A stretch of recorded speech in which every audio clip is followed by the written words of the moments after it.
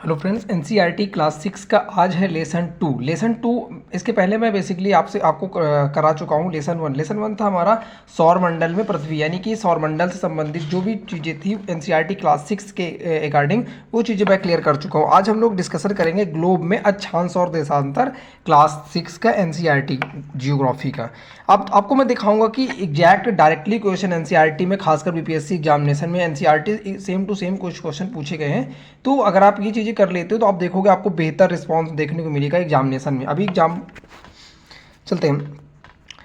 पिछले अध्याय में आप पढ़ चुके हैं कि हमारी पृथ्वी गोलाकार नहीं है। पिछले डिस्कशन में हम लोग कर चुके हैं कि पृथ्वी हमारी गोल नहीं है, बल्कि यह उत्तर एवं दक्षिण ध्रुवों पर थोड़ा चपटी और मध्य में थोड़ा उभरी हुई है।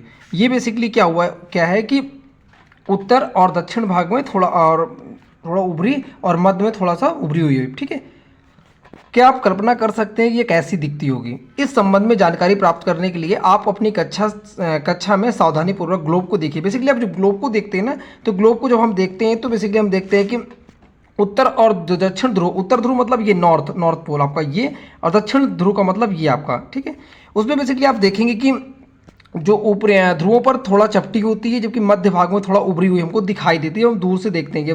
ठीक है, जो ग्लोब होता है बेसिकली ग्लोब हमारी पृथ्वी का लघु रूप होता है। याद रखेंगे, ग्लोब हमारी क्या होता है? पृथ्वी का एक लघु वास्तविक रूप होता है। वास्तविक रूप का मतलब ये है कि हमारा जो ग्लोब होता है, अगर आपको पृथ्वी देखना चाहते हैं कि हमारी पृथ्वी कैसी दिखती है, तो आप अगर एक बार ग्लोब को देख लेंगे तो आप समझ जाएंगे हमारी पृथ्वी इस हिसाब से है। आगे चलते हैं। ग्लोब पर विभिन्न आकार एवं प्रकार के हो सकते हैं। जो हमारा ग्लोब होता है वो बेसिकली बड़ा भी हो सकता है, छोटा हो सकता है। जो बड़ा होता है उसको आप आसानी से एक स्थान से दूसरे स्थान पर नहीं ले जा सकते हैं, और जबकि पॉकेट वगैरह में नहीं रख सकते हैं। जबकि जो छोटा होता है ग्लोब, उसको आप आसानी से जेब में रख सकते हैं और कहीं भी इजीली तरीके से ले जा सकते हैं। ग्लोब पर हम लोग बेसिकली देश, महाद्वीप तथा महासागरों को सही आकार में दिखा सकते हैं। ये चीज़ें हम कहाँ पे देखते हैं? बेसिकली ग्लोब पे हमको देखने को मिलती है कि हम लोग ग्लोब पे देश, महाद्वीप तथा महासागरों को उनके सही आकार में हम देख सकते हैं। पृथ्वी के समान किसी गोले पर किसी बिंदु की स्थिति का वर्णन करना कठिन है। अगर हम सोचें कि पृथ्वी का वर्णन हम किसी गोले को बनाकर एक हम सर्किल को ऐसे ड्रा कर ले और उसके बाद हम चीज़ें क्लियर कर ले, तो ये करना थोड़ा मुश्किल है कंपेयर टू अगर हम वहीं पे ग्लोब का सहारा लेते हैं, तो ग्लोब के माध्यम से हम चीज़ों को ईजी तरीके से कर लेंगे। आगे चलते हैं। इस पर किसी स्थान की स्थिति कैसी बताई जा सकती है, इस पर हम लोग कुछ बिंदुओं के संदर्भ में डिस्कशन करेंगे। ठीक है, जो एक ग्लोब होता है, एक सुई ग्लोब पर झुकी हुई अवस्था में स्थित होती है, जिसको हम अक्ष कहते हैं। अब समझते हैं कि अक्ष क्या होता है बेसिकली हमारा। देखिए, हम ये देखते हैं ग्लोब पे, ये हमारा ग्लोब है, और ग्लोब पे आप देख रहे होते हैं ये हमारा, जैसे ये मान लीजिए आपका एक ये पृथ्वी है। ठीक है, ये आपका ग्लोब है। अब ग्लोब पे आप देखोगे एक काल्पनिक रेखा होती है अंदर, जिसपे हमारा ये ग्लोब, जो हमारा ग्लोब होता है वो फंसा होता है, जिसके थ्रू वो राउंड चारों तरफ घूम पाता है। ये काल्पनिक रेखा होती है, और ये जो काल्पनिक रेखा जहाँ पे ज्वाइंट होती है ना, उसी को हम लोग क्या कहते हैं? बेसिकली उसी को हम लोग कहते हैं अक्ष। ये ठीक है, ये बेसिकली अक्ष होता है। लेकिन इन दोनों के अंदर के पार्ट को साझा करने के लिए यहाँ पे एक रेखा होती है, जिसको हम लोग क्या कहते हैं? काल्पनिक रेखा होती है। लेकिन अगर वास्तविक रूप में देखा जाए तो पृथ्वी में कोई ऐसी काल्पनिक रेखा का वर्णन नहीं किया गया। ये चीज़ें थोड़ा सा क्लियर करने के लिए एक काल्पनिक रेखा को ग्लोब में दिखाया जाता है। ग्लोब पर वे दो बिंदु जिनसे होकर के सुई गुजरती है, जिसमें उत्तर और दक्षिण ध्रुव होता है। देखिए, ये आपका नॉर्थ होता है और ये आपका साउथ होता है। समझिए, जब हम लोग किसी मैप को देखते हैं तो ये आपका नॉर्थ होता है, ठीक है, ये आपका साउथ होता है, ये आपका ईस्ट होता है, और ये आपका बेसिकली क्या होता है? वेस्ट होता है। ऐसे ही क्योंकि हमारी पृथ्वी क्या है, 23.5 डिग्री थोड़ा झुकी हुई है। अच्छा, 23.5 डिग्री झुकी होने के कारण क्या होता है? जो हमारा उत्तर यहाँ बन रहा था, वो उत्तर हमारा यहाँ बनता है। ठीक है, यहाँ पे दक्षिण बन जाता है, इसलिए यहाँ ईस्ट बनता है, पूर्व बनता है, यहाँ दक्षिण बन जाता है। ये होता है बेसिकली, थोड़ा सा ये डिफरेंट आता है। इसको बेसिकली ग्लोब को हम लोग कैसे घुमाते हैं पृथ्वी पर? हम लोग इसको जो है ग्लोब को घुमाते हैं पश्चिम से पूर्व की ओर घुमाया जाता है। आप ये याद रखेंगे, जो ग्लोब होता है उसको बेसिकली हम लोग पश्चिम से पूर्व की ओर घुमाते हैं। मैं इसकी पीडीएफ आपको एक अपने टेलीग्राम चैनल मैंने बना रखा है, प्रांशु अकेडमी के यूट्यूब चैनल के नाम से, प्रांशु अकेडमी के नाम से। आप जाओगे कि तो हर चैप्टर वाइज में पीडीएफ आपको प्रोवाइड कर दूंगा, और हर चैप्टर में जितने भी क्वेश्चन एनसीईआरटी बुक में रखा वो आपसे डिस्कशन करूंगा। क्योंकि मैंने देखा कि बीपीएससी 1.0 हो चाहे 2.0 हो, एक सेम टू सेम क्वेश्चन जो बुक्स में आपको दिखाऊंगा आगे चल के, जो भी बुक्स में दे रखा है सेम टू सेम वही क्वेश्चन को उन्होंने क्या कर रखा है? उठा के रख दिया है। ठीक है, तो कई क्वेश्चन ऐसे भी डायरेक्टली फंसे हैं, तो वो चीज अगर आप एक बार देख के जाएंगे तो आपके लिए काफी बेनिफिशियल होगा। पृथ्वी पर वास्तव में मैंने ये चीज बता चुके, कोई ऐसी सुई नहीं है जिसका डिस्कशन बेसिकली किया गया है। ठीक है, एक अन्य काल्पनिक रेखा जो ग्लोब का दो बराबर भागों में बांटती है, ठीक है। एक और भी काल्पनिक रेखा है जो पृथ्वी को दो बराबर भागों में बांटती है, जिसको हम बेसिकली क्या कहते हैं, विषुवत वृत्त कहते हैं। अंदर पृथ्वी के उत्तर स्थित आधे भाग को उत्तरी गोलार्ध कहते हैं। देखिए उत्तरी गोलार्ध क्या होता है आपका, जो नॉर्थ साइड में होगा, ठीक है, उसको उत्तरी गोलार्ध कहेंगे। जो साउथ पार्ट में होगा उसको हम दक्षिणी गोलार्ध कहेंगे, ठीक है। अभी मैं इसको एक और डिटेल में डिस्कशन करूंगा आप सबसे। ये दोनों बराबर आधे भाग होते हैं। ये बेसिकली क्या होते हैं, आधे बराबर भाग होते हैं। इस प्रकार विषुवत वृत्त पृथ्वी पर एक काल्पनिक वृत्त बनाती है। जो विषुवत वृत्त होता है बेसिकली वो आपको क्या करता है, एक काल्पनिक रेखा होती है, मतलब कि वो जो दोनों को पार्ट को उत्तरी और दक्षिणी गोलार्ध को दोनों को बराबर भागों में डिवाइडेशन करता है, ठीक है। यह पृथ्वी और विभिन्न स्थानों की स्थिति बताने का सबसे महत्वपूर्ण संदर्भ बिंदु है। ये क्या होता है कि जैसे देखिए आगे एग्जाम्पल के थ्रू मैं और भी एक्सप्लेन करूंगा, थोड़ा और आगे चलता हूँ फिर मैं। विषुवत वृत्त से ध्रुवों तक स्थित सभी समानांतर वृत्तों को अक्षांश रेखा कहा जाता है। ये आपको पता होना चाहिए, ठीक है।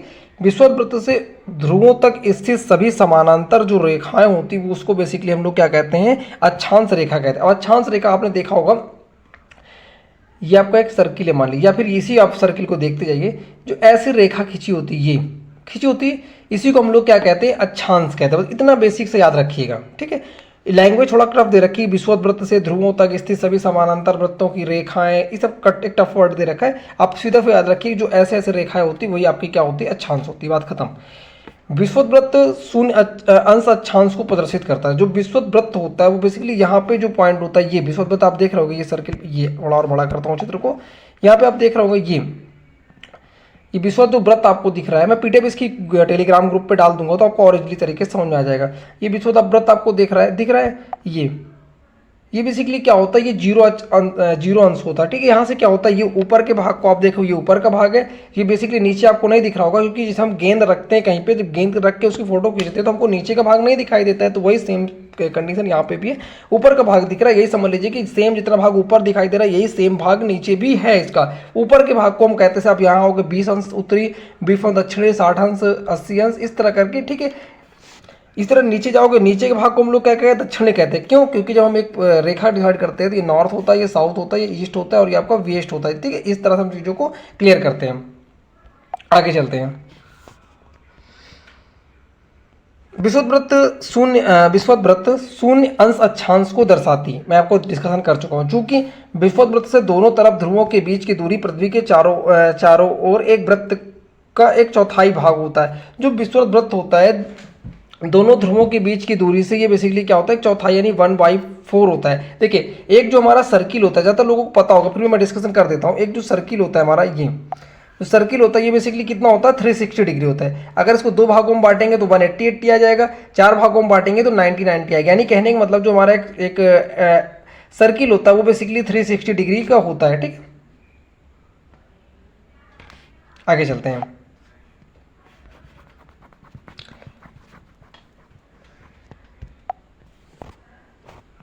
और ऊपर की साइड यानी उत्तर साइड में जाएंगे तो 90 डिग्री उत्तरी अक्षांश कहेंगे, नीचे की साइड आएंगे तो 90 डिग्री दक्षिणी अक्षांश कहते हैं, ठीक है। इस प्रकार विषुवत वृत्त के उत्तर की सभी समांतर रेखाओं को उत्तरी अक्षांश और नीचे के भाग को यानी कि दक्षिण के साइड को दक्षिणी अक्षांश कहते हैं। इतनी चीजें मैंने बहुत अच्छे से क्लियर करने का प्रयास किया है। इसलिए प्रत्येक अक्षांश के मान के साथ उसकी दिशा यानी उत्तर और दक्षिणी को भी लिखा जाता है। उत्तर दक्षिण को क्यों लिखा जाता है, क्योंकि अगर आप ये नहीं लिखोगे उत्तर, देखिए 20 डिग्री ऊपर भी है, 20 डिग्री नीचे भी है, तो अगर आप ये नहीं क्लियर करोगे कि 20 डिग्री कौन सा उत्तरी या फिर दक्षिणी, तो चीजें कंफ्यूजन क्रिएट करेंगी। इसलिए ये क्लियर करना बहुत इंपॉर्टेंट होता है कि उत्तरी या फिर दक्षिणी। इसलिए प्रत्येक अक्षांश के मान के साथ उसकी दिशा यानी उत्तर और दक्षिण को भी लिखा जाता है। सामान्यतः इसे उत्तर यानी ऊ लिख के डॉट और दा लिख के डॉट से प्रदर्शित किया जाता है, ठीक है। उदाहरण के एक एग्जांपल के थ्रू चीजों को और भी क्लियर करते हैं। महाराष्ट्र में चंद्रपुर और ब्राजील यानी दक्षिण अफ्रीका का एक बेलो होरिजोटो एक स्थान है। ये आप थोड़ा सा दिमाग में रखिए कि ये क्वेश्चन आ सकता है, चंद्रपुर कहाँ किस राज्य में स्थित है, महाराष्ट्र में। एनसीईआरटी के हर एक वर्ड पे आप फोकस करिएगा, मैं खासकर आपको बता भी देता रहूंगा, लेकिन फिर भी आपको आपकी ड्यूटी बनती है आप इस वीडियो को 2 से 3 बार देख लीजिएगा, चाहे आप स्पीड बढ़ा के देख लीजिएगा, मुझे नहीं फर्क पड़ता। लेकिन आप जब तक 2-3 बार अच्छे से नहीं देखें चीज आप क्लियर नहीं हो पाएंगे। तो आपसे पूछ सकता है कि बेलो होरिजेटो कहाँ पे है, तो आपको पता होना चाहिए कहाँ पे है, ब्राजील में, किस महाद्वीप में, दक्षिण अमेरिका महाद्वीप पे। इस तरफ को चीजें पता होना चाहिए। ये दोनों उत्तरी 20 डिग्री अक्षांश पर ही अंश पर ही स्थित हैं, लेकिन एक उत्तर में है एक दक्षिण में। लेकिन जो चंद्रपुर है वो बेसिकली आपका उत्तर में है और जो बेलो होरी जोटो है वो बेसिकली आपका दक्षिण में स्थित है। ठीक है, इसलिए हम कह सकते हैं कि जो चंद्रपुर है वो 20 डिग्री उत्तरी अक्षांश पर है, जबकि जो बेलो होरी जोटो वो 20 डिग्री दक्षिणी अक्षांश पर स्थित है। ठीक है, ये चीज़ें हम बेसिकली चित्र के माध्यम से क्लियर कर सकते हैं। ये देखिए यहाँ पे चित्र है, अगर आप इस चित्र को देखते हैं तो चित्र के माध्यम से इन चीज़ों को हम लोग क्लियर कर सकते हैं। देखें, अगर ये आपका क्या है 20 डिग्री उत्तर, जो उत्तर भाग में, जो दक्षिण भाग में वो दक्षिण भाग में। ठीक है, तो ये बेसिकली मुझे लगता है कि इस चीज़ों को लेकर के आपको चीज़ें क्लियर हो गई होगी। आगे चलते हैं, अब थोड़ा इस चित्र को देख लेते हैं। इस चित्र को थोड़ा एक बार आप सरसरी निगाह देख लीजिएगा। मैं इसकी थ्योरी भी डिस्कशन करूंगा, उसके साथ साथ आपको मैं इसकी जो चित्र के माध्यम से क्या दिखाना चाह रहा है एनसीईआरटी की बुक में, उन चीज़ों को क्लियर करने का प्रयास करूंगा। देखिए यहाँ पे आप देख रहे हो कि ये लिखा आपका उत्तरी जो गोलार्ध है वो कर्क रेखा 23.5 डिग्री उत्तरी अक्षांश। इसको याद रखिएगा, आपसे कैसे पूछेगा, देखिए चलते डिस्कशन कर ही लेते थोड़ा सा। ये मान लीजिए ये आपका एक ग्लोब है, यहाँ पे एक रेखा होगी, ये आपकी एक रेखा है, एक ये होगी और एक ऐसे और एक ऐसे। ये आपकी जो होगी 0 डिग्री होगी। ठीक, ये आपका 23.5 डिग्री होगी। 1/3, थोड़ा लिखने में थोड़ा सा 19-20 थोड़ा समझ लीजिएगा। ये आपका क्या होगा 66.5 डिग्री होगी। ठीक, इसी तरह यहाँ पे 23.5 डिग्री होगी, यहाँ पे 66.5 होगी। आपको ये जो रेखा होगी वो ये वाली रेखा, इसको कर्क कहते हैं। क्या कहते हैं, ये जो कर्क रेखा है ये आपको दे रखा है। आपसे क्वेश्चन कैसे पूछ सकता है कि उत्तरी गोलार्ध में 23.5 डिग्री उत्तरी जो अक्षांश होता है उसको किस रेखा के नाम से जाना जाता है। ऑप्शन दे देगा कर्क रेखा, मकर रेखा, लिम्पोपो रेखा, इस तरह करके अलग अलग 3-4 ऑप्शन दे देगा। आप कंफ्यूज हो जाओगे, आपको पता होना चाहिए। बेसिकली अगर आप यूपी पीटी 2021 वाले में, पहली बार वाले में पीटी में आया हुआ क्वेश्चन भी है, और इस तरह से बहुत सारे एग्जाम में आता रहता है क्वेश्चन। कर्क रेखा तो आपको पता, उत्तरी वाला कर्क रेखा है, नीचे वाला आपका क्या है बेसिकली मकर रेखा। ठीक है, अब उसके बाद विषुवत रेखा, ये आपको जो 66.5 डिग्री है ये आपका क्या है विषुवत रेखा में उत्तर ध्रुव पर है, और ये जो दक्षिण वाला है दक्षिणी ध्रुव वृत्त है। ठीक है, ये चीज़ आपको थोड़ा बेसिक से पता रहेगा तो आपको आसान रहेगा। अब हम जो मैंने जो पिछले आपको चित्र के बारे में आपसे बोल रखा है उस चित्र के बारे में थोड़ा डिस्कशन करते हैं। चित्र में आपको क्या दिखाना चाह रहा है, ठीक है, उसकी थ्योरी समझते हैं। चलिए, ताप कटिबंध क्या होता है ये समझना बहुत जरूरी है कि ताप कटिबंध क्या होता है। ठीक है, कर्क रेखा और मकर रेखा मैंने आपको बता दिया, कर्क रेखा क्या होती है, मकर रेखा क्या होती है मैंने आपसे बता दिया। आपको ये चीज़ें अगर क्लियर ना हुई तो वीडियो को फिर चेंज करके फिर से आप देख सकते हैं। कर्क रेखा और मकर रेखा के बीच के सभी अक्षांश पर सूर्य एक वर्ष में एक बार, ध्यान दीजिएगा, एक वर्ष में एक बार दोपहर में सिर के ठीक ऊपर रहता है, इसलिए इस क्षेत्र में सबसे अधिक उष्मा होती है। अब देखिए सीधी सी बात, जब सूर्य बिल्कुल सामने से पड़ेगा तो उस ज़्यादा ऊर्जा मिलेगी, यानी ज़्यादा उष्मा मिलेगी, इसलिए इसमें क्या सबसे ज़्यादा गर्मी होगी। इस क्षेत्र को बेसिकली याद रखिएगा, इसका नाम होता है उष्ण कटिबंध। इस क्षेत्र को क्या कहते हैं, उष्ण कटिबंध, कर्क रेखा और मकर रेखा के बाद। ठीक, इतना फिर समझ लीजिए, कर्क रेखा यानी कि आपका मैंने आपको बता चुका हूँ, कर्क रेखा और मकर रेखा के बीच का जो भाग होता है, देखिए कहाँ ये है आपका, ये बना हुआ है, ये समझते हैं। ठीक है, ये मैंने आपको बताया था कर्क रेखा 23.5 डिग्री, ये मैंने आपको बताया था कि ये क्या आपका ये मकर है, ये बताया था आपको मैंने कि उत्तरी ध्रुव वृत्त है, ये दक्षिणी ध्रुव वृत्त है। ठीक है, रिपीट कर दिया मैंने 1-2 बार। अब देखते हैं कि उष्ण कटिबंध क्या होता है। जो ये क्षेत्र है, ये वाला पार्ट पूरा ये, ठीक, ये आपका क्या है उष्ण कटिबंध। यहाँ पे सूर्य एक वर्ष में एक बार लगातार बिल्कुल फोकस पे रहता है, इसलिए क्या होता है यहाँ पे सबसे ज्यादा गर्मी पड़ती है। अब इस क्षेत्र में जितने भी देश आते हैं, इस क्षेत्र के अंतर्गत ये क्षेत्र जितना भी क्षेत्र है, इस क्षेत्र में जो भी देश आते होंगे, ठीक है, उन देशों में क्या होता है गर्मी बहुत ज्यादा पड़ती है। गर्मी बहुत ज्यादा पड़ती है, वहाँ की फसल उस गर्मी के अकॉर्डिंग होती है। ठीक है, उसके साथ साथ क्या होता है कि वहाँ के लोग काले होते हैं, क्योंकि जब ज्यादा गर्मी पड़ेगी तो स्किन में उन चीजों का जलवायु का प्रभाव पड़ता है, ये आपने पढ़ा होगा इसके पहले भी। ठीक है, आगे चलते हैं। मुझे लगता है कि मैं अपनी तरफ से पूरा 100% देके चीज़ों को क्लियर कर रहा हूँ। मुझे लगता है कि आपको आसानी तरीके से समझ में आ रहा है, और मैं कैसी चीज़ें समझ में आ रही है आप जरूर कमेंट करके बताइएगा। आगे चलते हैं। आगे एक पॉइंट दे रखा है, कर्क रेखा एवं मकर, देखिए समझते हैं।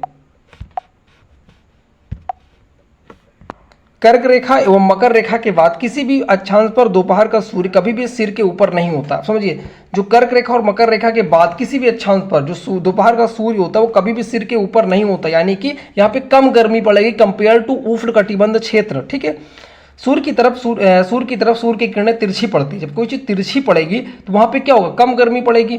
इस प्रकार उत्तरी गोलार्ध में कर्क रेखा और उत्तरी ध्रुव वृत्त, दक्षिणी गोलार्ध में मकर रेखा और दक्षिणी ध्रुव वृत्त के बीच वाले क्षेत्र का तापमान मध्यम रहता है, इसलिए इसको क्या कहते हैं बेसिकली हम लोग कहते हैं शीतोष्ण कटिबंध कहते हैं। एक चीज और मैं 2 चीजों को क्लियर करूंगा। सबसे पहले क्लियर करते, देखिए एनसीईआरटी में एक एग्जांपल दे रखा है। अब मान लीजिए कि आप टार्च ले रखा आपने क्या किया, एक दप्ती लिया, दप्ती में थोड़ा सा होल यानी होल पास कर लिया, ठीक है। ये होल पास आपको दिख रहा है, ये समझते हैं, ये होल पास दिख रहा है आपको, ये ठीक। अब कोई टार्च आपने लिया, जब सामने से आपने टार्च ऐसे मारी, इधर से आप टार्च मारोगे तो बिल्कुल सामने रोशनी जाएगी, ऐसे जा रही है रोशनी, बिल्कुल सामने जाएगी तो ज़्यादा प्रकाश मिलेगा, ठीक है। एक टर्म यानी कि अगर सूर्य सामने बिल्कुल है तो ज़्यादा प्रकाश पड़ेगा, यानी कि उसमें ज़्यादा पड़ेगी। इसका मतलब ये कि वो जो क्षेत्र होगा वो उष्णकटिबंध क्षेत्र होगा।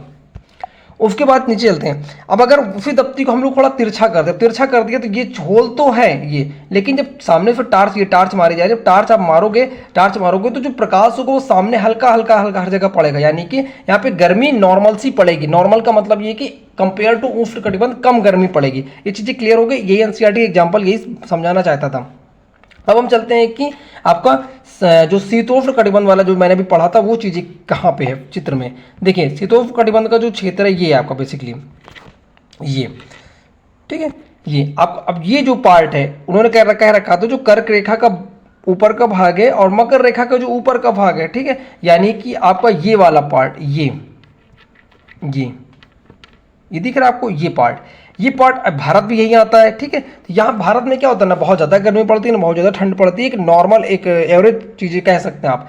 यही चीज़ आपका ये भी है, ये क्षेत्र और ये क्षेत्र आपका, इन दोनों में इसको क्या कहते हैं, आपको शीतोष्ण कटिबंध कहते हैं। क्या कहते हैं आपका, शीतोष्ण कटिबंध। ये आपका उत्तरी हो जाएगा, ये आपका दक्षिणी हो जाएगा। इन चीज़ों को आप याद रखेंगे, ठीक है। तो ये बेसिक यहाँ पे क्या होता है, मीडियम ठंडी गर्मी पड़ती है, ठीक है। आगे चलते हैं।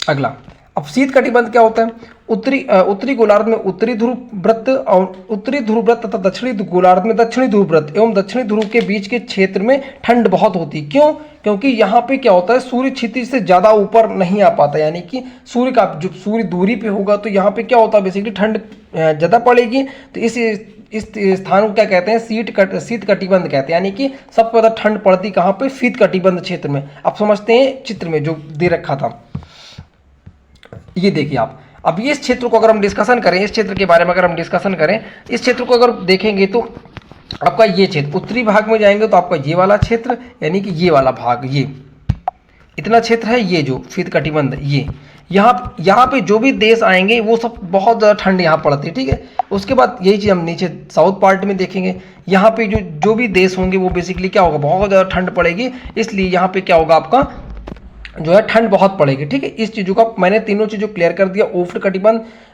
शीतोष्ण कटिबंध और आपका शीत कटिबंध, तीनों पार्ट को मैंने क्लियर करने का प्रयास किया। मुझे लगता है कि आप अपनी तरफ से मैंने बेस्ट देने का प्रयास किया। आगे चलते हैं। चलें, अब हमने अक्षांश को अच्छे से समझ लिया, कटिबंध को समझ लिया। अब हम समझते हैं कि आपका देशांतर क्या होता है, ठीक है। कि किसी स्थान की स्थिति को बताने वाले उस स्थान के अक्षांश के अतिरिक्त कुछ और जानकारी की आवश्यकता होती है। आप देख सकते हैं कि प्रशांत महासागर, अब याद रखिएगा ये क्वेश्चन बन सकता है आपका, टोडा द्वीप स्थित है किस महासागर में स्थित है, आपको ऑप्शन दे देगा प्रशांत, हिंद महासागर, आपका अटलांटिक महासागर, इस तरह करके 4-5 ऑप्शन दे देगा, आप कंफ्यूज हो जाएगा। आपको क्यों याद रखना है, और कुछ ना याद रहे चल जाएगा, लेकिन जो एनसीईआरटी का जो चीज़ें दे रखी है, एनसीईआरटी में हूबहू दे रखी है, उसको आपको बिल्कुल कंठस्थ होना, याद होना चाहिए, ठीक है। अब याद क्या होना चाहिए कि टोडा द्वीप कहाँ स्थित है, ये आपको पता होना चाहिए। टोडा द्वीप कहाँ स्थित है, प्रशांत महासागर में, ठीक है। एक और चीज़ याद रखना है आपको कि मॉरिशस द्वीप कहाँ स्थित है, हिंद महासागर में, ठीक है।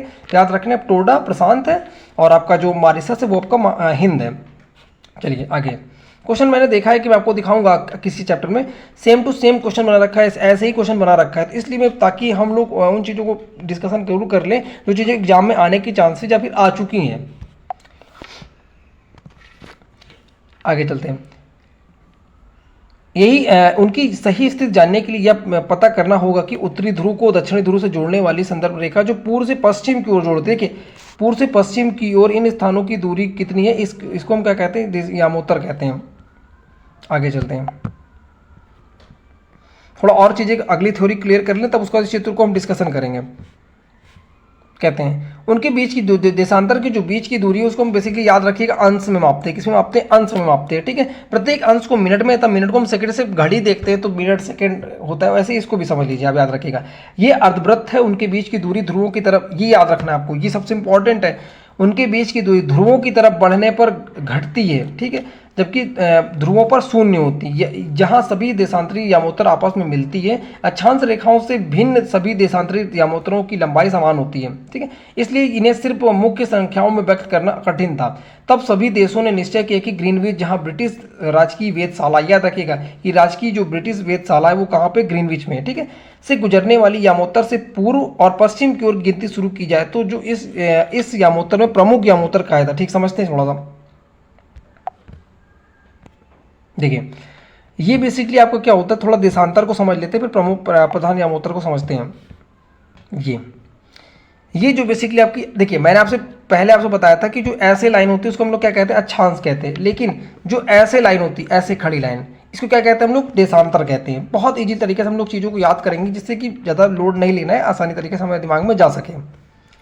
अब ये जो रेखाएं आपको दिख रही होगी, ये जो रेखाएं दिख रही है, यही रेखाओं को हम लोग क्या कहते हैं, देशांतर कहते हैं, ठीक है। आगे चलते हैं।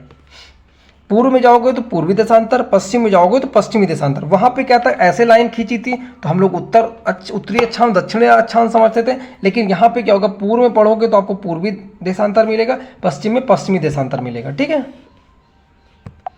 आगे हम लोग समझते हैं कि प्रधान या प्रमुख यामोत्तर क्या होता है, ठीक है। प्रमुख यामोत्तर क्या होता है, बेसिकली जो प्रमुख यामोत्तर, अब देखिए इनके बीच में एक बीच में रेखा दिखी होगी आपको, ये जो बीच की रेखा होती है बेसिकली ये 0 डिग्री जो होती है, इसी रेखा को हम लोग प्रमुख यामोत्तर कहते हैं, ठीक है। मैंने आपको बताया था कि पूरे बढ़ोगे, जितने डिग्री बढ़ोगे उतनी डिग्री आप ऐड कर लोगे। 30 डिग्री आप बढ़े तो 30 पूर्वी देशांतर, 60 बढ़े तो 60 पूर्वी देशांतर, पश्चिम बढ़ते हैं तो पश्चिम, ठीक है। ये चीज़ें बड़ी कॉमन सी थी, मैंने समझा दिया, ठीक है। आगे चलते हैं।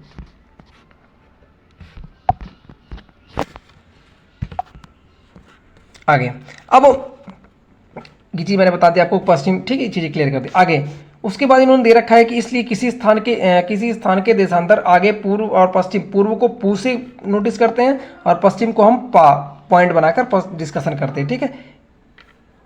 इन्होंने क्या रखा है कि 180 डिग्री पूर्व और 180 डिग्री पश्चिम यामोत्तर एक ही रेखा पर स्थित है। एक ही रेखा पर कैसे स्थित है, देखिए ये जो आपका 180 डिग्री पूर्व और 180 डिग्री पश्चिम एक ही रेखा में स्थित है आपका, ठीक है। उसके बाद आगे चलते हैं। अब ग्लोब पर कुछ नहीं है, इसको आगे चलो, कोई दिक्कत नहीं है इसमें कुछ। देखिए अब इसमें इन्होंने दिखा रखा है कि समय जोन को कैसे दिखा रखा है, जो हमारे विश्व के 24 समय जोन, आपको पता होना चाहिए कि जो विश्व में लगभग 24, सबसे ज़्यादा रूस के पास 11 समय जोन है। इसमें नहीं दे रखा है एनसीईआरटी क्लास 6 में, लेकिन आप जैसे आगे पढ़ते चले जाएंगे एनसीईआरटी वगैरह, तो उसमें आपको पता चलेगा कि 24 समय जोन सबसे ज़्यादा रूस के पास है, ठीक है।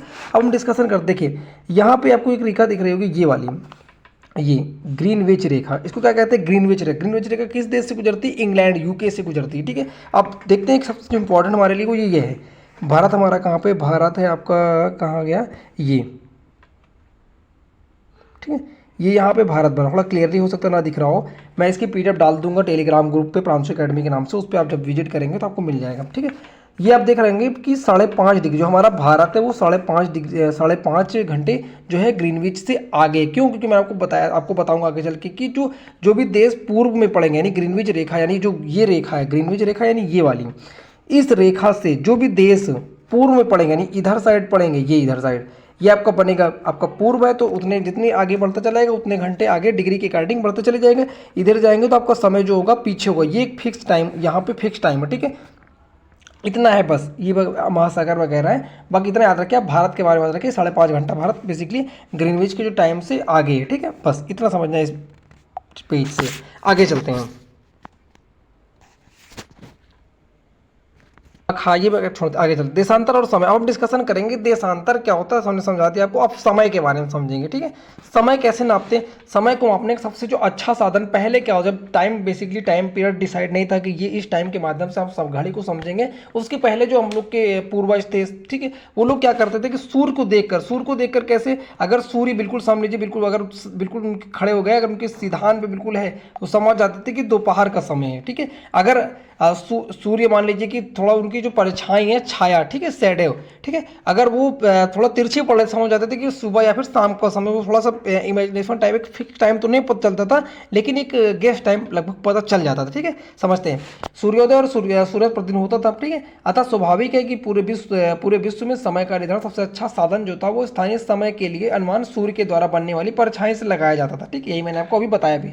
दोपहर के समय सबसे छोटी उनकी परछाई बनती थी, और सूर्योदय और सूर्यास्त के समय जो बेसिकली सबसे लंबी परछाई बनती। कैसे? मान लीजिए सूर्य सबसे ऊपर चमकता, समझते हैं, सूर्य चमक रहा है ये, और जब यहाँ चमके तो परछाई इनकी छोटी बनती थी। अब सूर्य मान लीजिए यहाँ पे चमक रहा है तो इनकी जो परछाई थी वो काफ़ी लंबी बनती थी। समझ जाते थे कि जो समय बेसिकली इस रेंज में इस समय होगा, ठीक है। आगे चलते हैं। ग्रीनविच पर स्थित प्रमुख यामोत्तर जिस पर सूर्य जिस समय आकाश से सबसे ऊंचे बिंदु पर होता है, उस यामोत्तर सभी स्थानों पर दोपहर होता है, ठीक, मैं बता चुका हूँ। क्योंकि पृथ्वी पश्चिम से पूर्व की, ये आपको सबसे ज़्यादा याद रखना है, पृथ्वी की जो राउंड करती है वो कैसे करती है, पश्चिम से पूर्व की ओर पृथ्वी घूमती है, ठीक है, चक्कर लगाती है। अतः जो स्थान ग्रीनविच से पूर्व में स्थित है उनका समय ग्रीनविच से आगे होगा, तथा जो स्थान पश्चिम में स्थित है उनका समय पीछे हो गया। मैं आपको चित्र, जो पिछले पेज मैंने चित्र जो विश्व के समय क्षेत्र को मैंने दिखाया, वहाँ पर मैं आपसे डिस्कशन कर चुका हूँ। ग्रीनविच रेखा आपकी ये है, इधर जो देश स्थित होंगे उनका समय आगे होगा, इधर आगे है, और इधर जो देश स्थित हो, कंट्री स्थित होगी, उसका समय थोड़ा सा ग्रीनविच से समय से पीछे होगा, कॉमन सी बात है, ठीक है। आगे चलते हैं। अब इन्होंने समझा रखा है कि जो एक दिन में कितने घंटे होते हैं, 24 आवर होते हैं, ठीक, 24 घंटे, 24 आवर इज इक्वल टू कितना होता है आपका 360 डिग्री। एक सर्किल कितना होता है, मैं आपसे पहले बता चुका हूँ कि 360 डिग्री होता है, ठीक है, 360। तो 1 डिग्री बराबर क्या होगा, 1 डिग्री बराबर क्या हो जाएगा, 24 इंट अपॉन हो जाएगा, कितना हो जाएगा आपका, बन जाएगा 360, ठीक है। काट दोगे, 12 दूना 24, 12 3 36, 30, 1/15, यानी कि आपका बन जाएगा एक डिग्री बराबर आपका क्या बनेगा, इससे आपका बन जाएगा कि 1 डिग्री बराबर 15, आपको बन जाएगा एक डिग्री बराबर 15 मिनट, ठीक है। यहाँ से बनेगा 1 डिग्री बराबर 15 मिनट, यानी कि 1 डिग्री अगर आप चलते हो तो 15 मिनट का आपको समय लगेगा, ठीक है। ये आपको पता होना चाहिए, याद होना चाहिए। आगे चलते हैं। आगे इन्होंने क्लियर कर रखा है कि, आगे इन्होंने बता रखा है कि किसी भी स्थान पर जब सूर्य आकाश में सबसे उच्चतम बिंदु पर होता है तो उस समय घड़ी में दोपहर के 12 बजे होते हैं। इस प्रकार घड़ी के द्वारा दिखाया गया समय उस स्थान के स्थानीय समय को दिखाता है, ठीक है।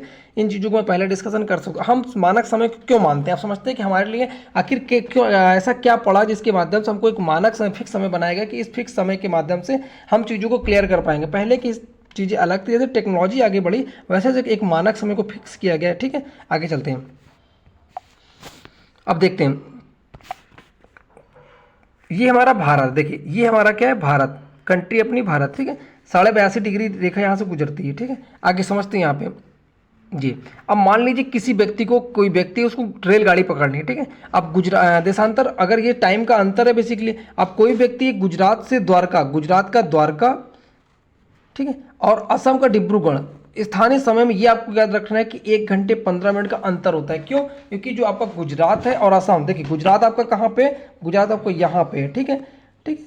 आपका असम कहाँ पे, असम आपका बेसिकली जो असम है वो आपका बेसिकली यहाँ पे है, ठीक है, ये यहाँ पे बीचों में। तो इसका मतलब सीधा से यहाँ पे, ठीक, ये याद रखें यहाँ पे, ठीक है। इसका मतलब सीधा से कि इसके बीच की जो डिस्टेंस, इसके बीच जो डिस्टेंस होगी, इतने यहाँ समय और यहाँ के समय में बेसिकली जो अंतर है वो 1 घंटा 15 मिनट का अंतर है। मुझे लगता है चीज़ों को मैं क्लियर कर पाया हूँ, ठीक है। क्योंकि जो हमारा भारत है वो 82.5 डिग्री मानक समय को मानता है। जो हमारा भारत देश है वो बेसिकली क्या मानता है कि 82.5 डिग्री मानक समय को मानता है। कैसे, थोड़ा एक्सप्लेन करता हूँ और अच्छे से क्लियर हो जाएगा। ये आपका भारत अपना देश, ये ठीक है मैप है। जो मानक समय हमारा होता है वो मानक समय यहाँ से गुजरता है, यहाँ से गुजरता है, ये कलर चेंज कर दिया मैंने, ये यहाँ से गुजरता है। तो इस समय जो आपका इलाहाबाद का जो नैनी क्षेत्र, वहाँ से आपका बेसिकली मानक समय गुजरता है, ठीक है। जब मानक समय वहाँ से गुजरता है तो इसका मतलब समझ रहे हो आपकी, इधर का समय आपका आगे होगा, इधर समय आपको पीछे होगा, ठीक है। फिक्स समय इसका कहाँ पे, ये यहाँ से फिक्स समय होता है यहाँ का इलाहाबाद का नैनी क्षेत्र से, ठीक है। बस इतना जानना है इस क्षेत्र के माध्यम से।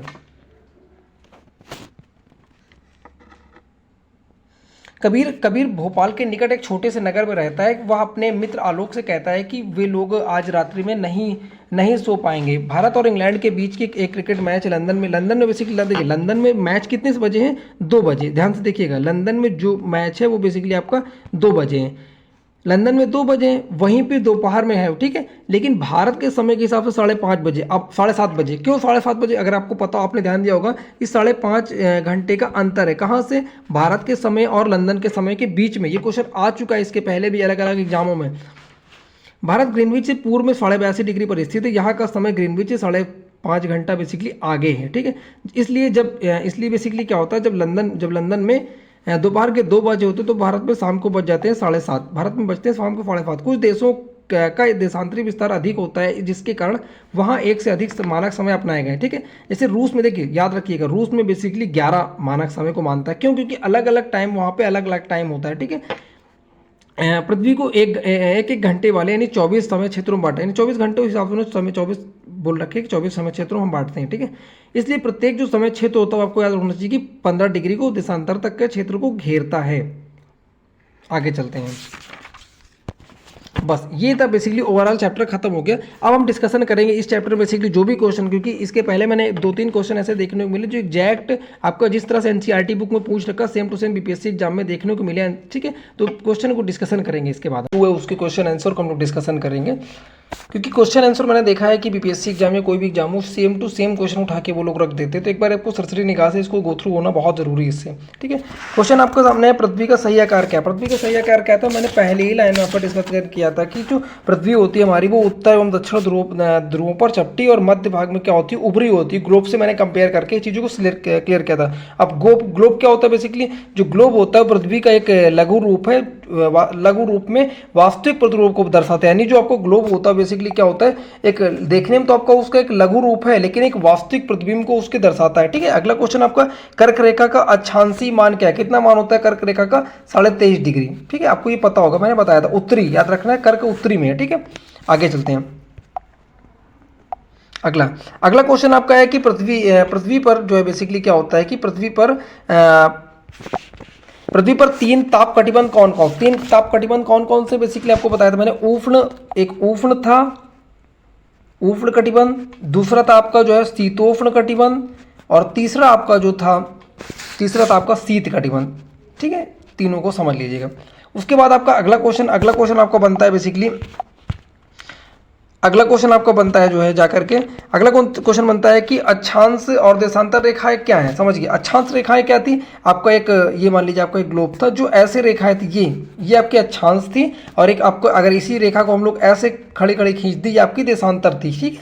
ये तो मैंने आपको बताया भी, अगर आपने डिटेल वीडियो नहीं देखी तो आपको जाकर के विजिट कर लें। पृथ्वी पर अगला क्वेश्चन, पृथ्वी पर सबसे अधिक मात्रा उष्ण कटिबंध क्यों प्राप्त करते हैं? देखिए, ये मैंने आपको चित्र के माध्यम से क्लियर किया था।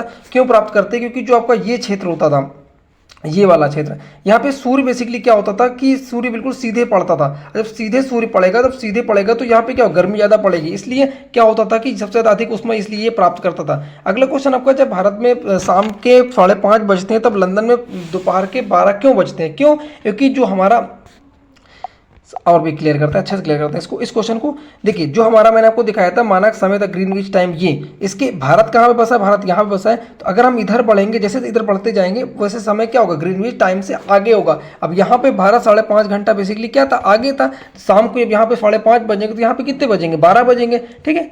अगला क्वेश्चन डिस्कशन करते हैं। Tick the correct option.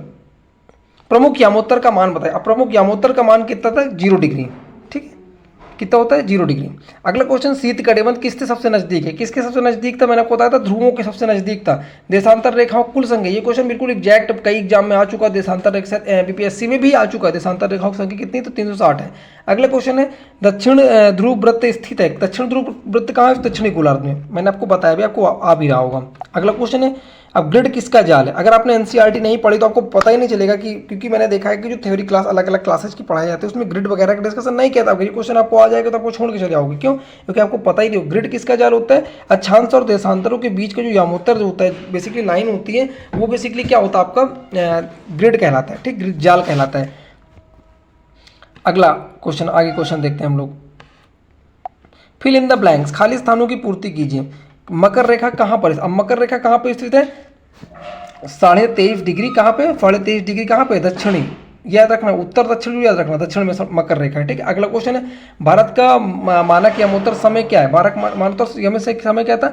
82.5 degree, मैंने आपको दिखाया भी था, जब भारत का मैप बना ऐसे लाइन खींच के दिखाई थी मैंने आपको, ठीक है, थ्योरी वीडियो आप देख सकते हैं।